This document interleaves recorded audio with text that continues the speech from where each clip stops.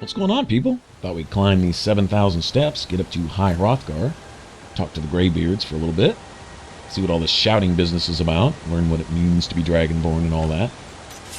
Right? Along the way, we can read these engravings or emblems, though, and this is going to give us a good idea of what's going on here in Skyrim and why. A lot to learn here. They're not real long, but they say a lot with very little. Okay, these are what I base my standing on as far as my allegiance goes in Skyrim. I believe in basing a decision like that. Now, you know, it's a video game, okay? This isn't real life and stuff. You know, I get it. But these really big game worlds with the really rich lore, you know, like Mass Effect and Dragon Age and stuff. You know, for us gamers who really dig these types of RPGs, you know that these are some immersive game worlds, and you can get as deep off into them as you want to. There is history to explore here. Cultures, religions, different factions and alliances and countries and races and peoples. And you know, when you get into Mass Effect, you're talking about aliens going back millions of years and all this stuff. And it's there. The history's written. You can explore it just like you could history books here in the real world, in real life. They spend a lot of time. This is what they do. They create these living, breathing worlds to explore just as deep and rich as you want to. Now, if you're just in it to get a stronger sword to kill bigger things and find better ingredients to make better stuff, and that's all you're about, that's fine. That's there for you. But for those of you that want to dig into the lore and actually get into the world itself and experience all that the game has available for you, if you choose to do that, go for the more, I guess you could say, cerebral aspect of it, that's there for you also, for those of you that are into that. And it's what keeps me addicted to these games. What gives them not just a lot of replayability, but keeps me interested in them outside the game itself. There are even forums dedicated to people talking about lore and stuff.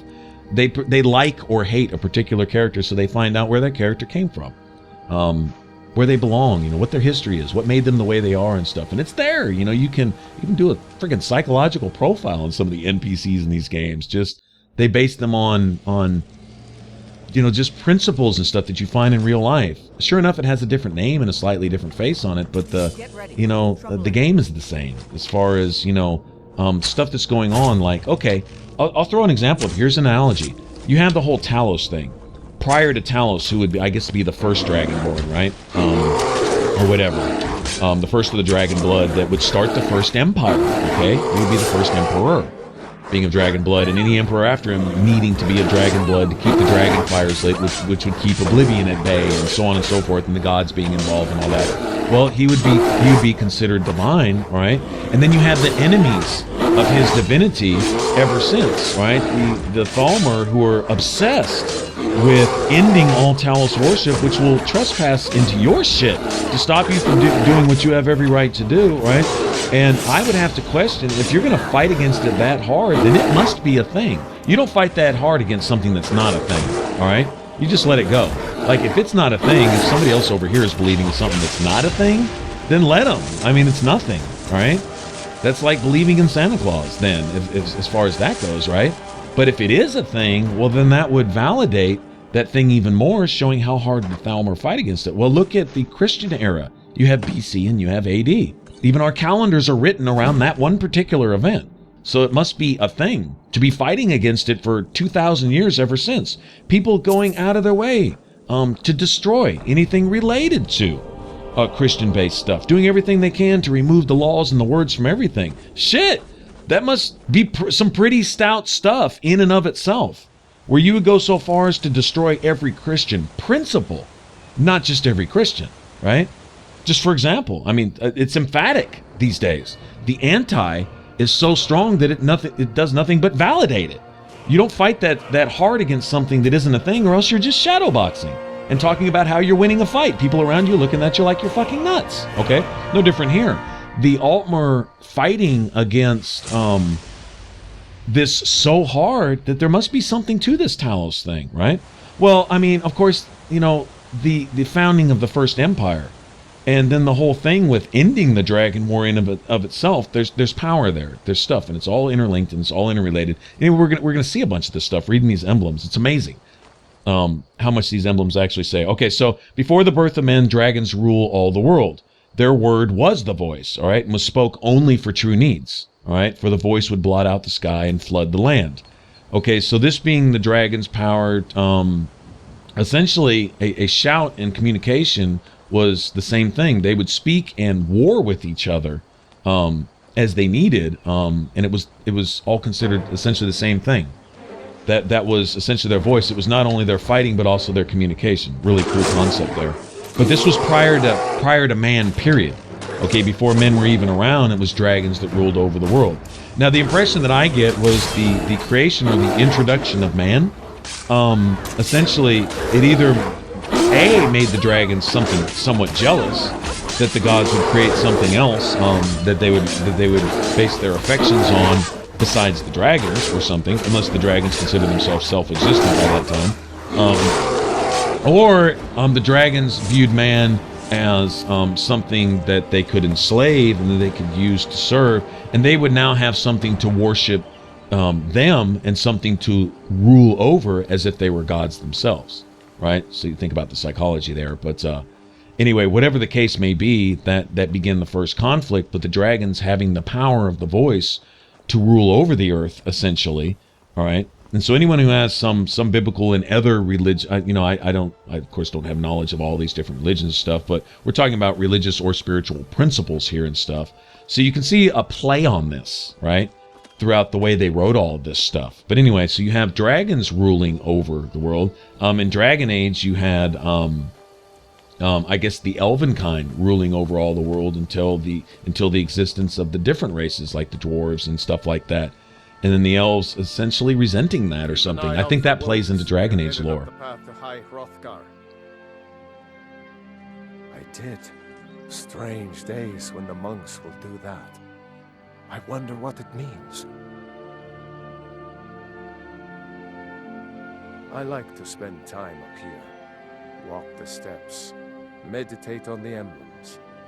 Doesn't hurt when I bag some game along the way.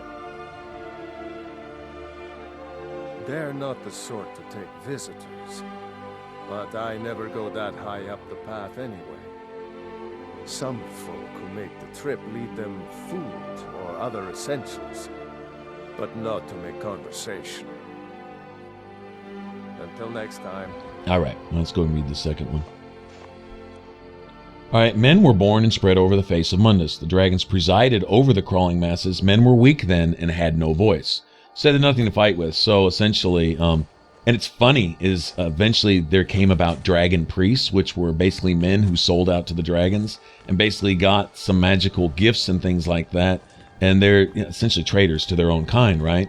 But they had a lot of power, so there wasn't probably a whole lot that a lot of men could do to them either. And we will see shrines or temples or places where the dragon priests were essentially adored, and they basically set themselves up as in-betweens, go-betweens between men and the dragons. And the only reason the dragons probably didn't obliterate mankind completely is they thought they were useful tools, objects of affection, things that could be used to adore the dragons and give them some sense of deity, right? I mean, you can see that playing out, right? That's how I'm seeing it anyway. I mean, I would only assume that was the only reason the dragons who could have obliterated mankind didn't. Unless the gods somehow intervened and restrained the dragons somehow from doing so. But I can only assume the dragons allowed them to exist so that they could have someone to worship them. It's a lonely existence when you're by yourself. If you want to think you're a god, you need to have someone telling you that you're so, right? Type of thing, right? So the dragons would expect that from men. But of course they would subdue them just because they could, right? Because they had the power of the voice to do so. Meaning they could shout a man down, they could shout a man to pieces. They could rain down a firestorm on an entire city if they felt like it, and there's nothing that men could do about it, right? And so that's what we have leading up to this point. Now we're talking ancient history. We're going way back when, right here. But this is giving us essentially not just Skyrim history, but world history here, but the part that Skyrim plays in it. And so for those of you who are contemplating Empire or Stormcloaks, keep this in mind, that the Empire really isn't the Empire. The Stormcloaks kind of are. Or is it... Oh, wow. Okay, I don't want to screw with them. That's probably a one-shotter. Sabers are bad enough. Snowy sabers, if they don't one-shot me, it's real close. Okay, so I need someone else to draw his threat. Yeah, keep him off me. Keep him off me. There we go. Good deal. Yeah, this guy hits really hard. They don't have a whole lot more health than a saber, necessarily. I guess they do. They probably have the same health as a bear. But, oh, do they hit hard. Holy crap. Ow, ow. Yeah, not cool. Not cool. That's what I'm talking about. He just turned on me like that. I got turned on, as you might say in Call of Duty. All right. So anyway, I hope you're enjoying. I really like the history in these stones. Oh, and by the way, these emblems here, stones, engravings, whatever. These aren't just some kind of Nord propaganda. When we're done reading all these, we're actually going to get a blessing from Kine himself, or herself, whatever, however all that works. But we're actually going to get a blessing to validate what we've read, to show that what we've read is true. All right, so just to let you know, we'll check out that blessing when we're done. But you have to read all 10 stones to get it.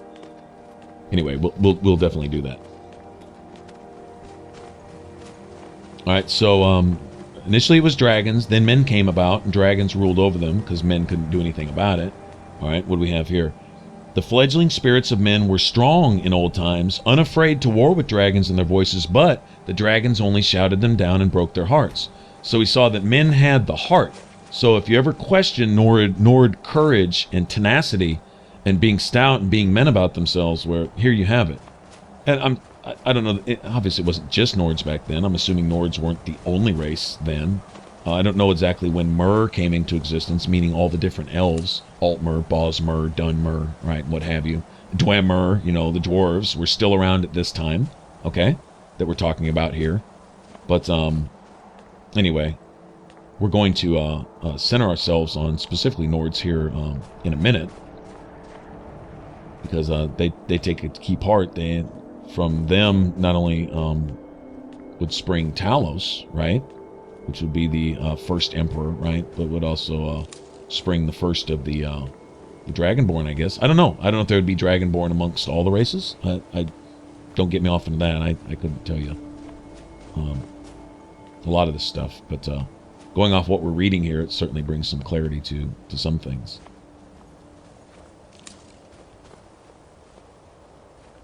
Keep an eye out for wolves. All right, Kine called on Parthenax, who pitied men. Together they taught men to use the voice. Then dragon war raged. All right, Parthenax would be a dragon that actually helped men. Huh? I was just outside Iverstead when it happened. It's an exciting moment.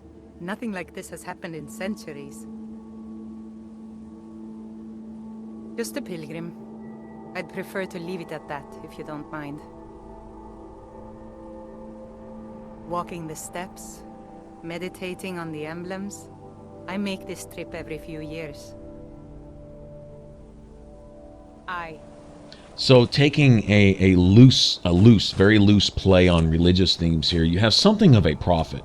You have Parthenax coming to speak, and speak something of a word, and those words are something that men could use to essentially defend themselves or overcome the dragons who would rule over men.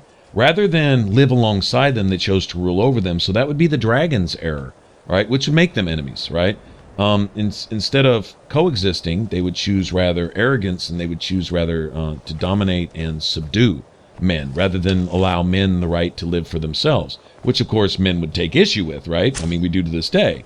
Tell me I can't, well, screw you, buddy. All right? And then tell me I can't and have the power to take away my rights. Well, that kind of sucks. So the gods essentially intervene here, and they sent Parthenax as something of a prophet. Like I say, taking a loose play on a religious theme there, right? Very loose play on it. But to come and give men what they need there to compete, so to speak, to just live, to earn their right to exist. They had the heart to do it, they just didn't have the ability. So the gods allowing them that. I wonder how to deal with this frost troll. This is how I do it. Get some fire on his ass. Keep him from... He can, honestly, if you're not hitting him with something enchanted or hitting him with some fire, he can regenerate almost as fast as you can hurt him with base weapons. At least on this difficulty, he's got a pretty good health pool. But if you keep him from regenerating, he's killable.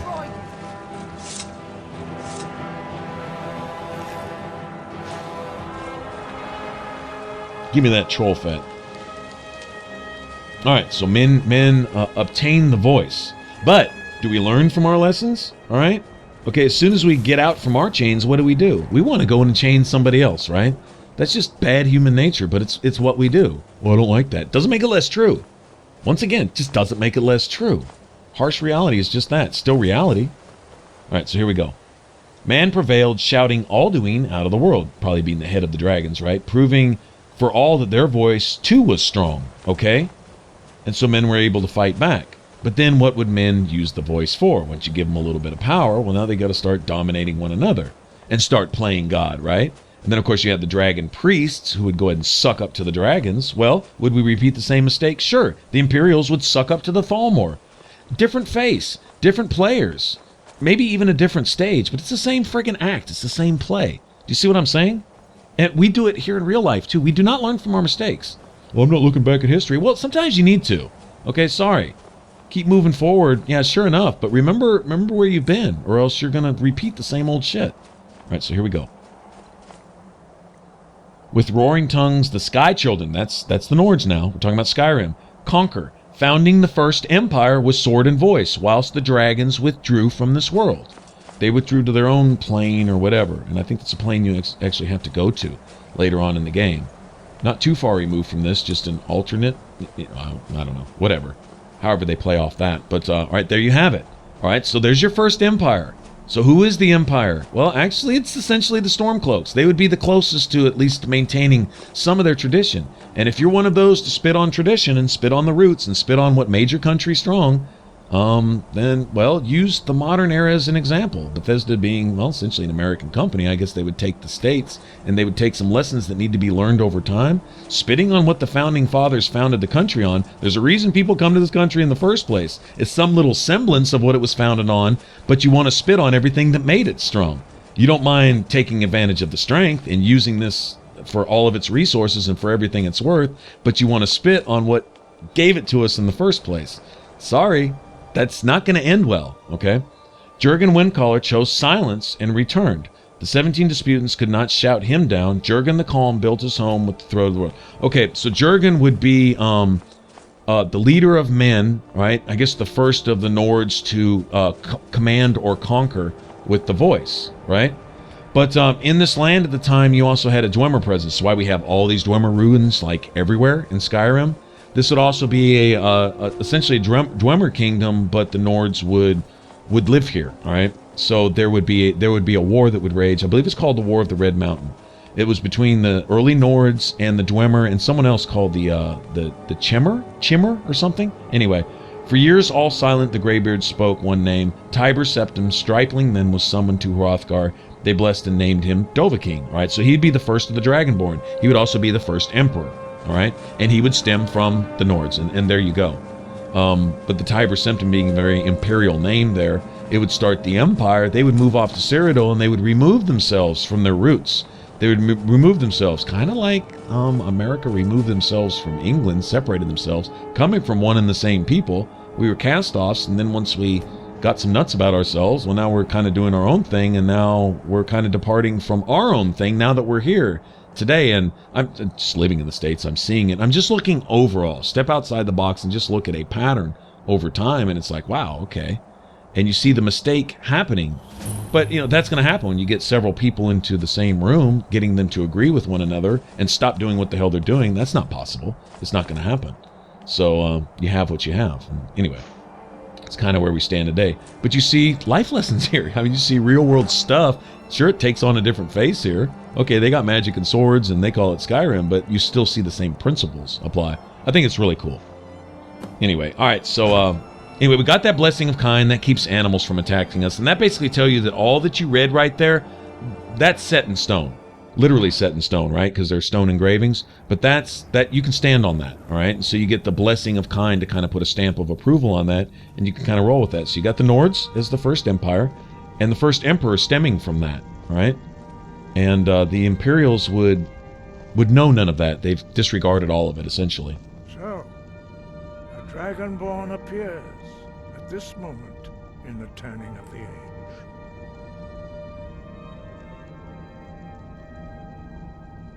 We will see if you truly have the gift. Show us, Dragonborn. Let us taste of your voice.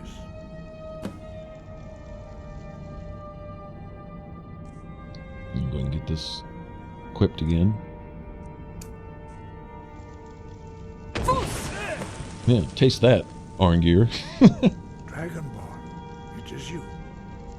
Welcome to High Hrothgar. I am Master Arngeir. I speak for the Greybeards. Now, tell me, Dragonborn, why have you come here?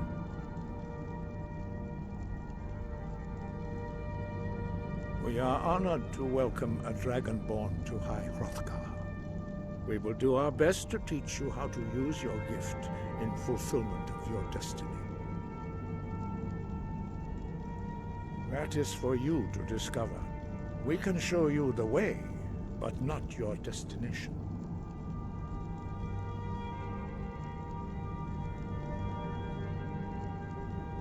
We are the Greybeards, followers of the Way of the Voice. You stand in High Hrothgar, on the slopes of Kinarith's sacred mountain. Here we commune with the voice of the sky and strive to achieve balance between our inner and outer selves. We are here to guide you in that pursuit, just as the Greybeards have sought to guide those of the dragon blood that came before you. You are not the first.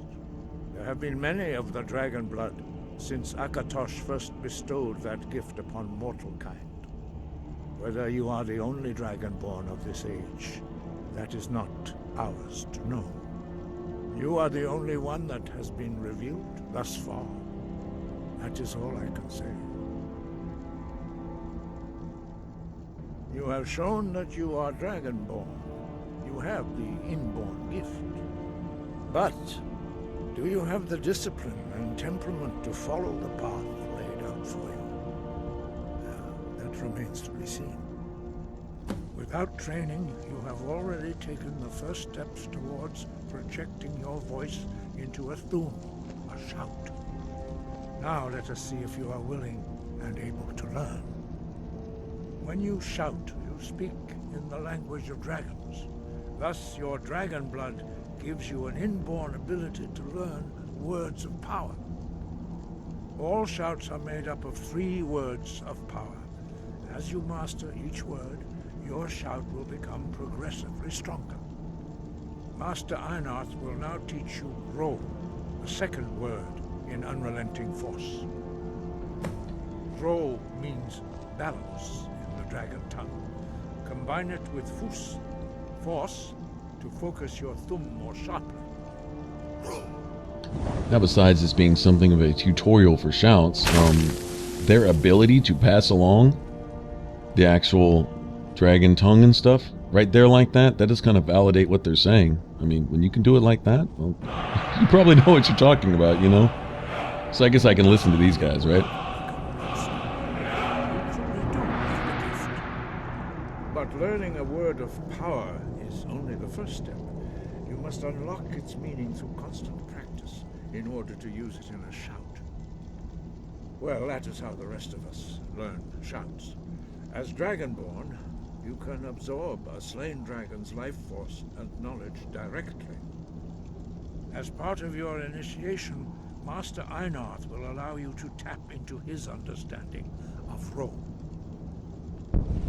And he's actually able to pass along some of the same power of a dragon soul. Interesting how that works. Now, let us see how quickly you can master your new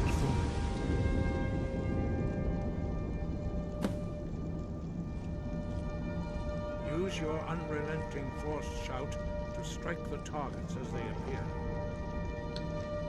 I guess we get a little target practice.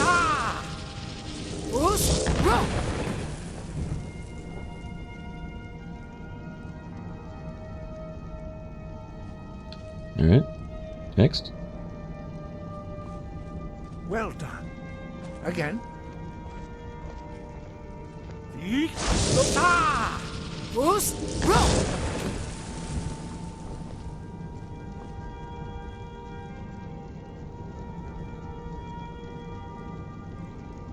Like that?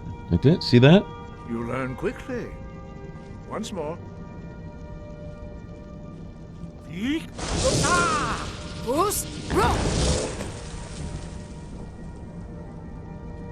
Impressive.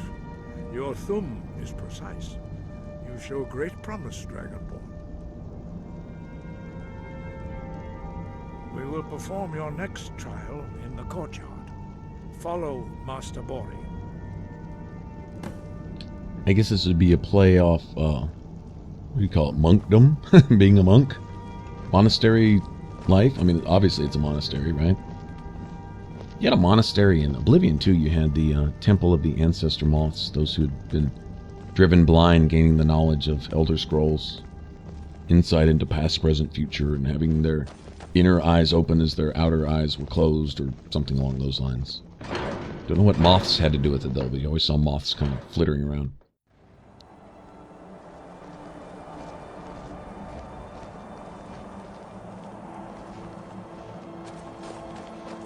Okay, now I kind of dig this shout, the one that they're fixing to give me. This one's pretty cool. I actually use it every so often, too. It actually does serve its purpose. We will now see how you learn a completely new shout. Master Bori will teach you Wuld, which means whirlwind. Wuld.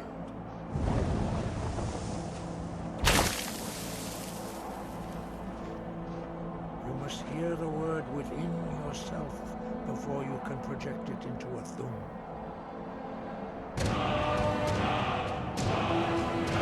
Approach Master Bori and he will gift you his knowledge of Wuld.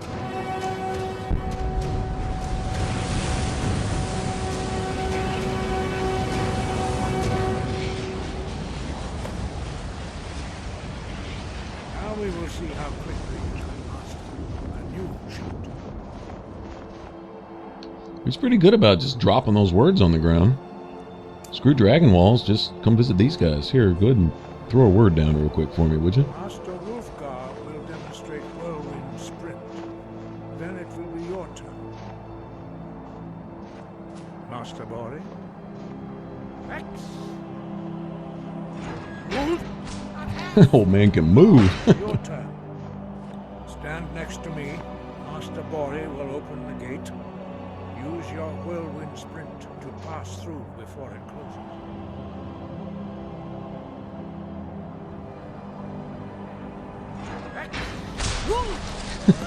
This is pretty cool. I dig that one.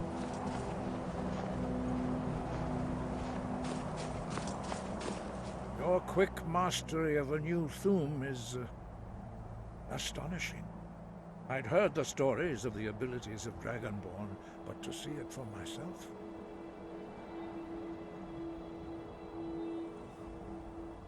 You are now ready for your last trial. Retrieve the horn of Jürgen Windcaller, our founder, from his tomb in the ancient fane of Ostengraf. Remain true to the way of the voice, and you will return.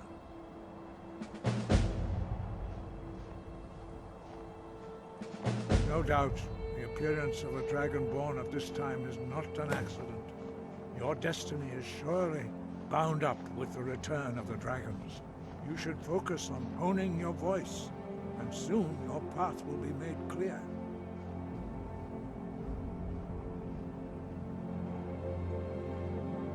Good. Then you will be ready for whatever lies ahead. Dragons have the inborn ability to learn and project their voice. Dragons also are able to absorb the power of their slain brethren. A few mortals are born with similar abilities. Whether a gift or a curse has been a matter of debate down through the centuries. What you have already learned in a few days took even the most gifted of us years to achieve. Some believe that Dragonborn are sent into the world by the gods at times of great need. We will speak more of that later, when you are ready. Dragons have always been able to shout. Language is intrinsic to their very being. There is no difference in the dragon tongue between debating and fighting. Shouting comes as naturally to a dragon as breathing or speaking. In mythic times, when mortal kind was in great need, The goddess Kinnereth granted us the ability to speak as dragons do. For most people, long years of training are required to learn even the simplest shout. But for you, the dragon speech is in your blood, and you learn it almost without effort. 5. Our leader, Paarthurnax, lives alone on the peak of the throat of the world. When your voice can open the path, you will know you are ready to speak to him.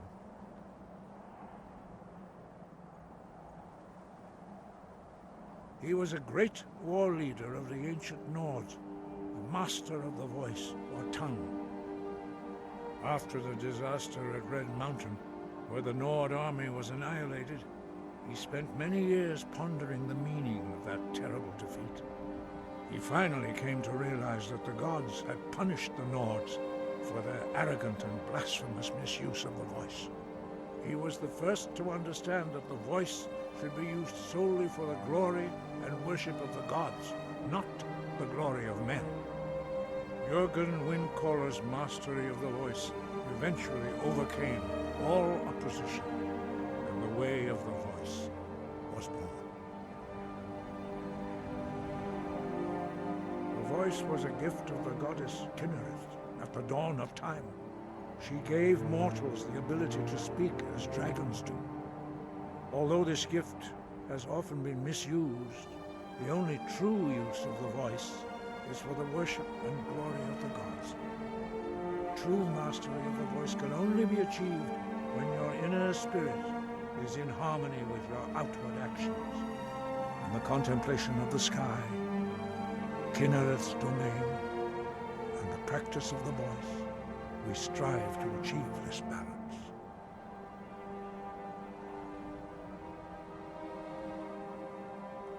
That is commendable.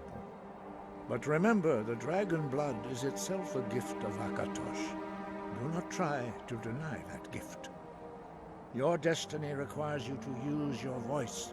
Why else would Akatosh have bestowed this power upon you? If you remember to use your voice in service to the purpose of Akatosh, you will remain true to the way. Sky, guard you.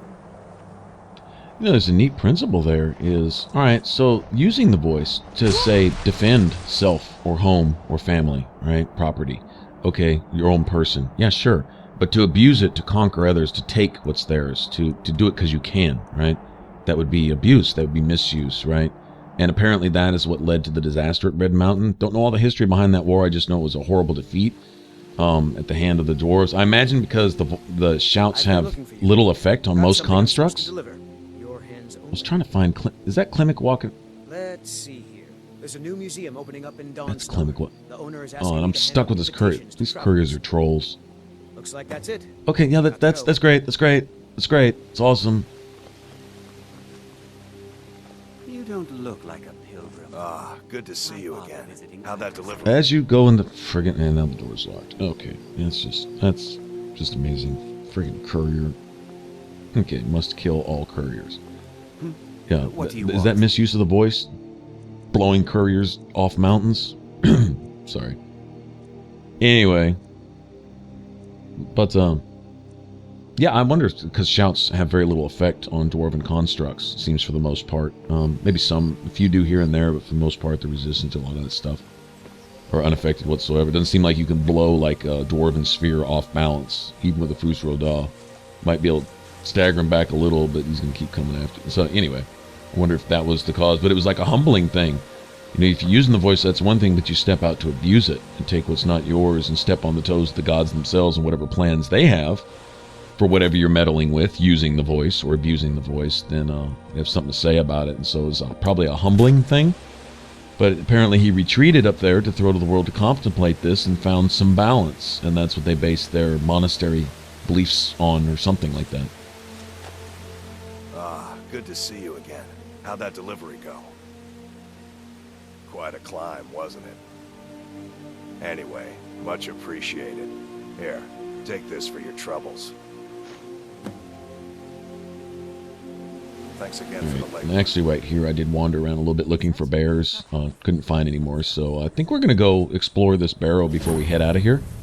I think there's a shout down here, but we got some stuff to do before we can go get it. All right, sounds like a plan to me. But thanks for watching. Hope we at least saw some cool stuff here. All right, if you want to subscribe, click that button up top. If you want to check out the rest of this Let's Play, click that image in the middle, send you to the playlist. All right, y'all take care. Catch you on the next one. Bye-bye.